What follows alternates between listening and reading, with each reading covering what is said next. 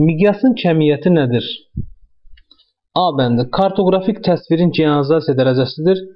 Xeyr, bu kartoqrafik təsvirin generalizasiya dərəcəsi deyil. Kartoqrafik təsvirin generalizasiya dərəcəsi ümumiləşdirmədir.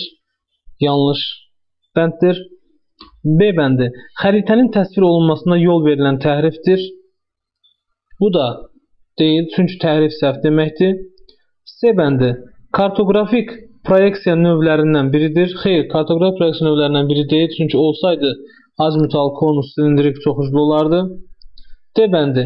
Miqyasın təsviri üçün istifadə olunan şərti işarələrdir. Bu da deyil, çünki miqyasın təsviri üçün istifadə olunan şərti işarələr konturlu, xətti və miqyassız olaraq göstərilir. Nəhayət doğru cavab Y bəndidir.